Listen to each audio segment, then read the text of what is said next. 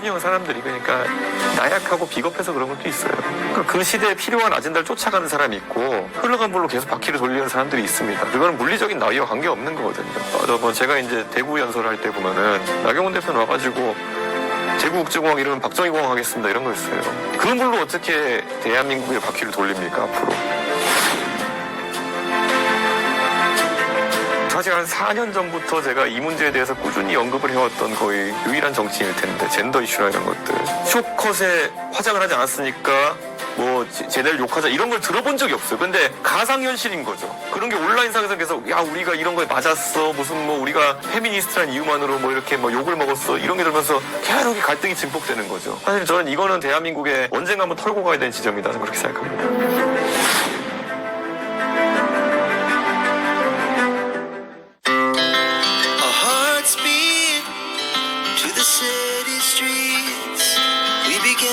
Feel the fire.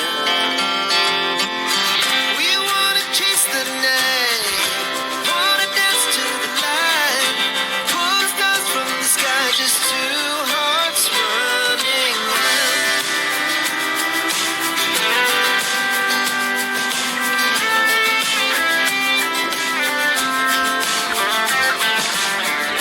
정치인의 인생 궤적을 돌아보고 그리고 그 삶의 지혜를 토대로 해서 청년들에게 귀중한 말씀을 전해드리는 폴리티션 스토리 오늘 순서 시작합니다. 저는 진행을 맡은 뉴스팀의 이재창 정치 전문기자입니다.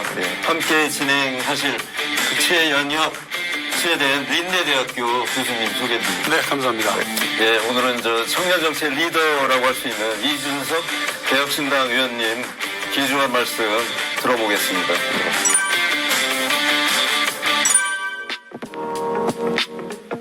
안녕하세요. 안녕하십니까. 네, 어서 오세요. 이 본격적으로 들어가기 전에 이준석 의원 잠깐 소개하고 들어가겠는데요. 뭐 이준석 의원은 사실 36세에 제1야당 국민의힘의 대표로 선출되는 등 정말 화려한 정치력을 쌓아왔고요. 그리고 지난 4월 총선에서 경기도 화성을에서 당선되면서 이제 날개를 다졌습니다.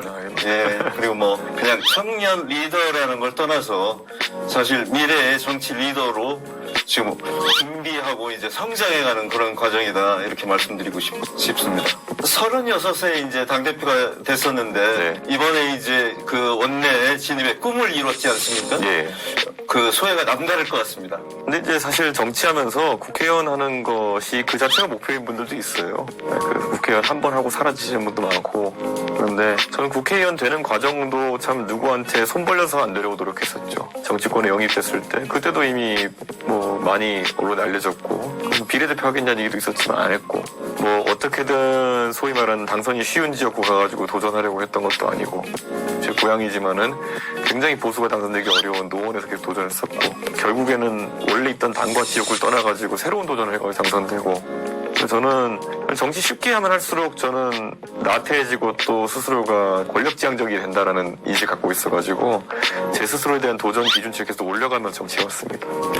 그 하버드대를 나오지 않았습니까? 네. 그러면 아마 선택의 뭐 그 길이 많았을 것 같아요. 근데 뭐 정치를 해야 되겠다 이렇게 생각을 해서 무엇이 그 우리 의원님을 정치의 세계로 이렇게 끌어당겼어요? 정치라는 게 사실 미국에서는 보면 개인이 자아를 실현하는 방법이 여러 가지가 있겠죠. 그 일론 머스크나 아니면은 뭐 빌 게이츠 이런 사람도 그렇지만은 사회에 영향을 끼치고 싶다라는 어떤 목적 하에서 그런 행동들을 한다고 좀 봐요. 그러니까 대한민국에서 뭐 미국에서 정치나 이런 걸 할 수 있었겠죠. 근데 한국에서는 기업인이나 아니면은 뭐 발명가나 아니면은 과학 기술자로서 그걸 실현하는데 상당한 제약이 걸려 있습니다. 우리나라 같은 경우에는 사실 기업인들을 준공인의 성격에 엮어놓고 굉장히 다양하게 억제합니다. 가장 상징적인 게 뭐냐면은 메르스 사태 때 삼성병원에서 문제가 생기니까 그때 정치권의 압력으로 인해가지고 이재용 부회장이 대국민 사과를 합니다. 근데 그런 게 사실 말이 안 되는 상황이거든요. 그래서 이재용이라는 사람이 직접적으로 메르스를 유발했다던가 그런 게 아니라면 기업인이 거기 끌려 나와가지고 사과해야 되는 상황이 있었느냐. 삼성병원에 그냥 초기 대응 중에 일부 잘못된 게 있었다 해가지고 삼성그룹의 총수가 나와가지고 그렇게 하게 한다? 정치 권력이 끝없이 경제 권력을 통제하려고 하는 상황 속에서는 그쪽 길로 가가지고 뭔가 발현하기는 어렵다. 그런 생각이 드는 거죠. 예를 들어 한국에서도 보면은 NC소프트의 김택진 대표 같은 분들 같은 경우에 굉장히 그런 돈을 많이 벌어가지고 야구단도 만들고 이렇게 사회공헌 비슷하게 하고 하려는 것들 많이 했는데 그에 대한 또 시선이 좋지만 않았던 것도 사실이거든요. 저는 그런 걸 봤을 때 한국 사회가 아직까지 그런 이타적이고 선한 영향력을 넓게 펼치려고 한다 그랬을 때는 정치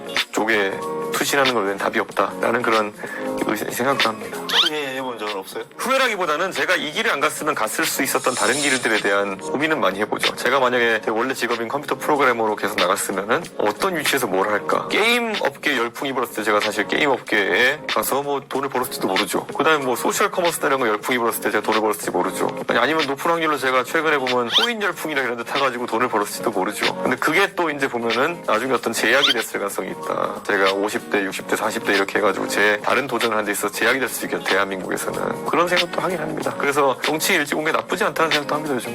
36살 때 이제 당대표 도전하면서 넥스트 스텝 이걸 강조하지 않았습니까? 네. 지금 생각하는 넥스트 스텝은 뭡니까? 글쎄요, 저는 제가 그때 꿈꿨던 거는 그냥 정치에서 필요 없는 것들이 지금 많이 횡행하고 있거든요. 공천을 받고 정치하려 그러면은 윗세대에 잘 보여야 된다. 근데 그런 것들이 단순히 그냥 정책적으로 어필하고 이런 걸 얘기하는 게 아니라 뭐 소위 말하는 가방을 들고 무슨 가가지고 손바닥을 비비고 이런 것들만 얘기가 나오는 거예요. 그리고 그걸 질서를 합리화하는 말이 뭐냐면은 너는 아직 젊으니까 기회가 있잖아라는 가장 폭력적인 표현이죠. 너는 젊으니까 기회가 있잖아는 최악의 표현입니다. 예를 들어 프로야구 하는 데 가가지고 프로야구 돈 받고 이제 경쟁하는 곳인데 가가지고 너는 젊으니까 오늘 안 나가도 되잖아. 내가 나가서 돈이 걸려있으면 절대 그렇게 안 합니다. 거기서는 그 팀이 이길 수 있는 최고의 선수가 나가는 거지. 나이 많은 선수가 넌 아직까지 젊으니까 기회 많잖아 하면서 밑에서 찍어 누른다? 안 되는 거거든요. 그런 것들을 한번 다 없애보자는 생각이었고 제가 당선됐던 전당대회는 나경원 대표가 하는 주장으로 보수의 바퀴를 돌릴 수 없다는 게 확실했던 게 예를 들어 이런 게 있어요. 그런 것들을 제가 이제 대구 연설을 할 때 보면은 저는 박근혜 대통령이 뽑아준 사람이다. 그래서 박근혜 대통령이 잘 됐으면 좋겠다. 하지만 전 탄핵에 찬성했다. 고마움을 갖고 있지만 이거를 사적으로 풀지 않겠다. 고맙다는 것은 내가 나중에 정치 잘해가지고 박근혜 대통령이 그래도 이준석이를 정치인 만든 거는 정말 잘한 일이다라는 소리를 들어가지고 뿌듯해하실 수 있을 때까지 내가 정치 열심히 하겠다 이런 주장할 때 나경원 대표는 와가지고 제국제공항 이러면 박정희공항 하겠습니다 이런 거였어요. 그걸로 어떻게 대한민국의 바퀴를 돌립니까 앞으로. 그러니까 저는 자신감 있게 그런 도전에 나섰던 것이고요. 이제 그 세대에 정치하는 분들이 가장 두려워하는 게 그런 주장이 보편화되면은 설 자리가 없어요. 그게 이제 그들이 두려워하는 거기 때문에 계속 반작용이 있는 거죠. 김종인 전 국민의힘 비상대책위원장 네. 이 의원님 저 멘토로 좀 알려져 있지 않습니까? 그분과 인연도 좀 궁금한데요. 제가 이제 비대위 할 때 김종인 위원장도 그때 73이셨으니까 그때 제가 비대위원 하면서 바로 이제 박근혜 그 당시 비대위원장이 만약에 정수장학회 문제나 이런 거에 대해서 명확하게 해명하지 못하면 나도 당신을 뽑을 수 없다. 이런 말 합니까? 갑자기 놀라가지고 저를 이제 주목하기 시작하셨던 것 같아요. 결국엔 김종인, 이상돈, 이준석 이렇게 3명의 비대위원들이 주목받으면서 그 당시 새누리당이 총선 얘기지 못했던 승리를 갖게 되고 그러면서 이제 김종인 위원장과의 인연이라든지 이런 것들이 이어지게 됐는데요. 김종인 위원장이 딱 아까 말했던 나경원 대표 같은 분들의 반대되는 케이스죠. 그러니까 그 시대에 필요한 아젠다를 쫓아가는 사람이 있고 흘러간 불로 계속 바퀴를 돌리는 사람들이 있습니다. 그거는 물리적인 나이와 관계없는 거거든요. 김종인이라는 분은 사실 장관도 지내시고 경제 수석도 하시고 하셨지만은 스스로를 기득권으로 정의할 만한 위치에 정치적으로 잘 안 가세요. 그런 부분은 참 그 물리적 연령과 별개로 항상 진취적으로 하시는 부분이라고 생각합니다. 3년 전에 제가 이제 우리 이준석 의원님 국민의힘 대표 시절에 만나서 1시간 정도 인터뷰한 적이 있어요. 그때도 참 어려운 질문에도 막힘이 없었는데요. 어렸을 때부터 그렇게 똑똑하다는 얘기 들었습니까? 그냥 제 나름대로 합리적인 선택을 많이 하려고 합니다. 그 사람들이랑 교류할 때도 그분이 착한가 나쁜가 아니면 잘하나 못하나 이런 것보다 왜 저렇게 행동하시는지를 이해할 수 있는 분들하고는 항상 교류를 합니다.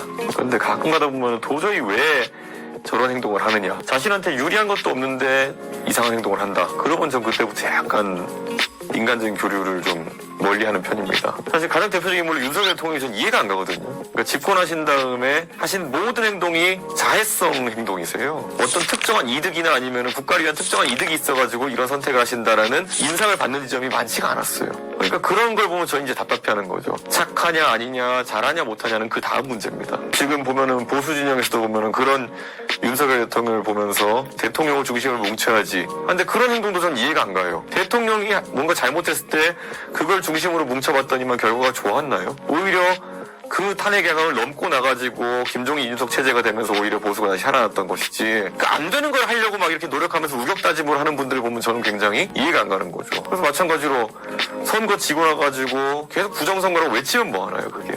논리적으로 설명 못하니까 그냥 우격다짐만 하고. 전 이런 거 보면은 그냥 가장 분개하고 맞서려고 하는 그런 것들이 나옵니다. 그 현안에 대해서도 뭐 네. 조금 예. 여쭤볼게요. 예. 저 명태균 씨 논란이 예. 계속되고 있지 않습니까? 예. 이게 뭐 좀 해소가 안 되고 예. 자고 일어나면 또 다른 의혹 뭐 이렇게 이제 꼬리를 물는 상황인데 이 명태균 씨 이 사건을 좀 요약하면 뭡니까 도대체 본질이? 정치인들은 사실 본인에 대한 자신감 또는 자만감이 그게 달해야 되는 사람들이거든요. 저랑 명태균 씨랑 뭐 오래 알고 지냈으니까 뭐가 있지 않을까 해서 계속 이제 의혹들 막 쏟아내고 하지만 저는 명태균 씨랑 돈도 거래도 안 하고 선거에서 이런 게 좋아하면 저는 아니면 그냥 말도 안 되는 소리 하지 말라고 이렇게 하는 스타일이거든요. 오히려 그렇기 때문에 많은 대화를 해도 그거는 문제가 안 되는 거겠죠. 근데 나약한 사람들은 뭐냐면은 이거 하면 이겨요 그러면 그래가지고 이제 쫓아가고 이런 식으로 가게 되는 건데 뭐 선거 자체를 그냥 모르는 사람들은 굉장히 휘둘리거든요.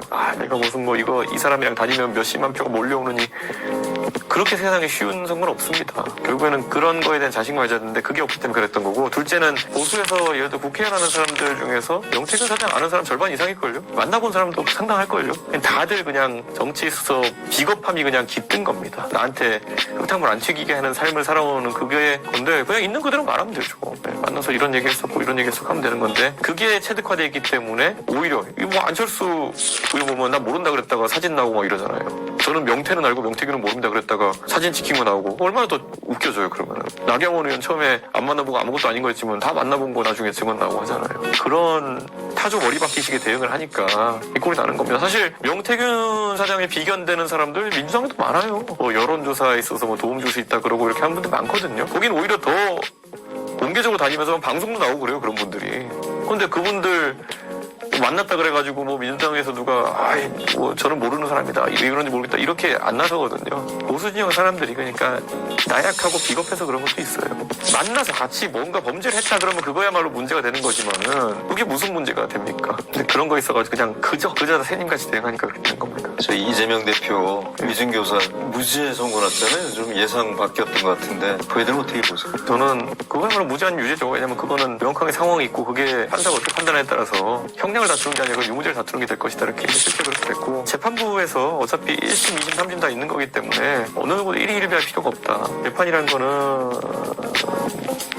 뭐 판사의 성향이 완전히 없다고는 전 얘기 안 합니다. 근데 그것도 저희 너무 공격하거나 그것 때문에 이런 판결이 났다 이렇게 보면 안 되는 게 그래서 우리가 법을 AI한테 안 맡기는 거예요. 그게 정말 싫으면 AI한테 맡겨야죠. 그 야당에서는 김건희 여사 눌러서 여러 가지 의혹에 대해서 기차기증 특검법 뭐 해야 된다 이렇게 얘기하는데 뭐 해법이 없을까요? 저는 야당이 이제 기고만장했으니까 저희도 야당의 일원이긴 하지만 민주당이 특히 기고만장했던 게 뭐냐면은 2016년 탄핵의 경험 때문에 그런 건지 이번에도 윤석열 대통령을 쉽게 무너뜨릴 수 있다고 생각해가지고 이것저것 산발적으로 던지는 것 같아요. 근데 대한민국 국민들에게 그럼 탄핵의 경험 자체가 전반적으로 좋은 경험이었냐를 말하면 또 그렇지도 않아요. 그냥 그때 우리는 41%라는 지지율로 그 과반을 넘지 못하는 지지율로 그 문재인 대통령을 당선시켰었거든요. 근데 그 다음에 문재인 대통령이 그걸 또 오판해가지고 적폐청산의 일무로 사회를 또 갈등으로 몰아넣은 것도 사실이고요. 그 다음에 그런 일방주의적 분위기 속에서 부동산 정책 같은 거 펼친 거 결코 국민들이 또 좋아했던 경험은 아니거든요. 지금도 그러니까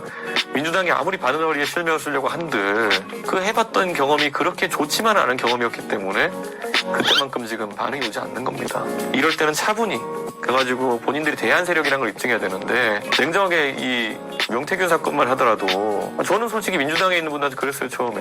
아니 이 사건에 있어가지고 증언자가 될 수 있는 사람 중에 오히려 제일 센 증언자가 명태균 사장일 텐데 언론이 앞장서긴 했지만은 저 사람을 무슨 뭐 사기꾼에다가 무슨 주술사 비슷하게 만들어 놓은 다음에 저 사람이 당신들이 원하는 대로 얘기를 하겠냐, 당신 같으면 하겠냐, 기분이 나빠서라도. 근데 그 꼴이 난 거예요 실제로. 지금 저 안에 보면은 그냥 눈이 벌게진 사람들이 있는 거지 거꾸로 뭐 그렇게 대단한 전략가가 있는 것 같지도 않아요. 명태균 사장과 윤석열 김건희 부부가 결탁해가지고 국정농단 했다는 그 가설을 증명하기 위해 가지고 달리는 사람들이면은 자기들이 뭐 김건희 윤석열 잡아다 고문할 것도 아니고 윤석열 김건희 부부와 명태균 사장이 쑥덕쑥덕 해가지고 국정농단을 했다라는 가설이면은 검증할 방법을 생각해가지고 움직였어야 되는데 검증할 방법이 없어요. 지금 그러면 남은 게 뭐냐? 명태균 사장이라는 사람이 그러니까 있었던 일 주저주저 얘기했던 강혜경이라는 분의 증언으로 이걸 하려는 거잖아요. 그러니까 명태균 사장의 전언으로 명태균 사장을 공격한다? 이게 뭐냐는 거죠. 그러니까 A가 해준 말을 들은 사람이 A를 어떻게 공격해요? 구조 자체가 검증이 안 되는 가설 구조인데, 그러니까 제가 계속 그래서 가설과 검증,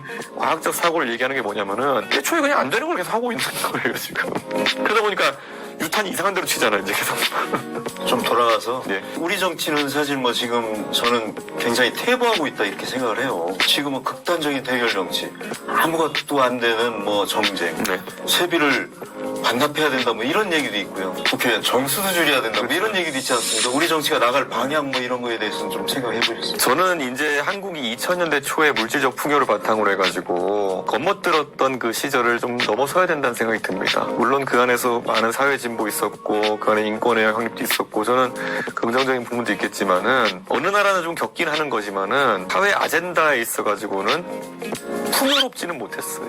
고도 성장기 있었던 문제들 풀어나가는 과정 중에서 토론이나 아니면은 이런 논의하는 문화가 활성화됐어야 되는데 거의 찬물, 뜨거운 물 이렇게 왔다 갔다 하는 것처럼 어떤 태제에 대한 안티태제로 또 득세를 해가지고 일방으로 몰아가고 이런 게 굉장히 다양했거든요. 저는 독재 대 민주의 구도라는 게 사라지고 나면은 이게 선과 악의 대립이 사라지는 거기 때문에 대안의 논쟁이 벌어질 거라 생각했거든요. 그런데 이 몇십 년 동안 선과 악의 논쟁에 익숙했던 사람들이 또 다른 선악구도를 만들기 위해서 굉장히 노력해왔던 거예요. 자유로운 분위기가 형성돼야 될 시기에 폭압적인 분위기가 거꾸로 형성됐다. 일례로 제가 말씀드리면요. 사실 한 4년 전부터 제가 이 문제에 대해서 꾸준히 언급을 해왔던 거의 유일한 정치인일 텐데 젠더 이슈나 이런 것들. 저는 이거 처음에 나와서 할 때 그때 제가 언급하게 된 계기가 뭐냐면요. 이수혁 사건이라고 굉장히 황당한 사건이 있었어요. 그때 뭐냐면 이수혁 앞에 있는 어떤 주점에서 젊은 남성 두 분과 젊은 여성들 두 분이 이제 말다툼이 있었던 사건인데 거기서 나중에 확인된 바로는 젊은 여성들이 음담패설로 이제 이상한 얘기를 하고 젊은 남성들이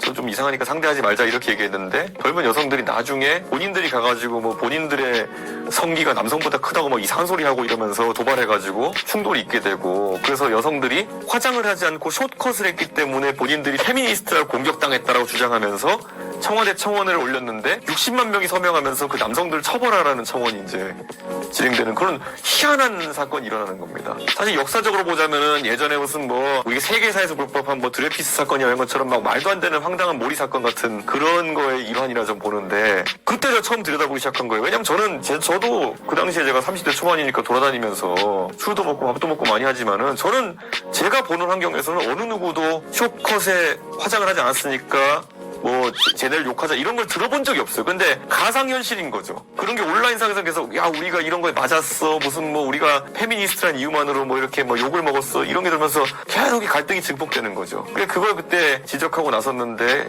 사실 이게 왜 중요하냐면요. 지금도 이거에 대해서 강구하시는 분들이 있어요. 그런데 딱 그겁니다. 대한민국이 대한토론이 될 시점에 선악을 만드는 문화가 다시 한번 깃들여는 그런 반작용이 있었던 거예요. 그때 보면 2021년, 2022년 선거 때 상당히 중요한 아젠다로 등장해서 소위 20대, 30대의 표심이 크게 출렁였던 거고. 근데 이제 윤석열이라는 사람은 이걸 이해할지도 이해하지도 못하니까 그 뒤로부터 이게 또 다른 방향으로 흘러가다가 최근에 또 극단적으로 발현된 게 뭐냐면은 동덕여대 사건이라는 겁니다. 동덕여대의 그 구성원인 그 여성인 대학생들이 공학 전환 논의가 있을지도 모른다는 얘기 하나 때문에 이제 학교에다가 수십억어치 기물 손상이나 이런 걸 입힌 거거든요. 근데 지금 드러난 거로 보면은 결국에는 이 논의라는 거, 공학 전환 논의라는 거는 시작도 안 된 논의였던 것이고 지금 와서 보면은 결국에는 오만 무슨 그 레디컬 페미니스트 단체라는 곳이 들어가가지고 동덕여대생도 아닌데 가가지고 이제 시위를 조장하고 이런 게 다 드러나고 있는 거거든요. 저는 이거를 더 이상 이제 간과해서는 안 된다. 왜냐하면 이런 것들이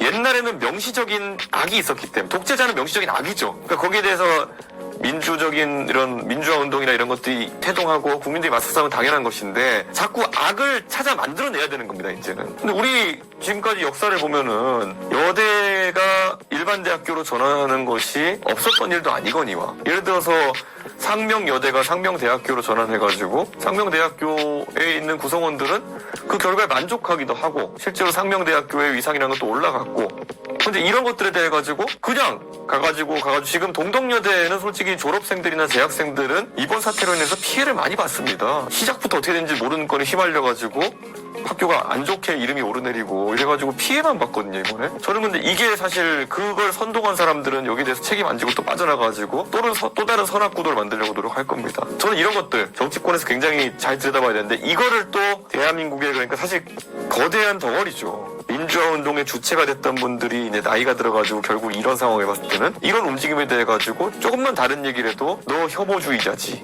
아니면 너 그냥 무턱대고 반여성주의자지 또 역선동을 걸어버리거든요. 저는 이런 것이 대한민국의 어떤 아젠다도 논의 테이블에 올라오지 못하게 하는 아주 비극적인 결말이 나왔다. 그래서 저는 제가 냉정하게 말하면 개혁신당을 차려가지고 그래서 제 개혁신당에서 했던 말이 뭡니까? 노인 무임승차 문제 같은 경우에 우리가 시급히 다뤄야 되는 아젠다 중에 하나입니다. 사실 슬금슬금 이미 바뀌고 있거든요. 예를 들어서 부산 김해 경전철 그거는 노인 무임승차가 애초에 없었습니다. 그리고 제가 동탄에 가자마자 이제 개통된 게 GTX A 노선인데 GTX A 노선은 노인 무임승차가 애초에 없습니다. 기존에 이런 제도를 바꾸는 거에 대한 점진적인 논의의 공간 자체를 막아버리다 보니까 신설되는 지하철 노선은 전부 다 무임승차 없애고 있어요, 지금. 이게 무슨 불균형, 불공정입니까? 신설된 노선가에 있는 사는 사람들은 무임승차 혜택을 못 보고 9노선 1, 2, 3, 4, 5, 6, 7, 8호선에 사는 사람은 무임승차 혜택을 보고 이게 왜냐? 논의를 막아버려서 그래요. 사실 저는 이거는 대한민국에 언젠가 한번 털고 가야 되는 지점이다.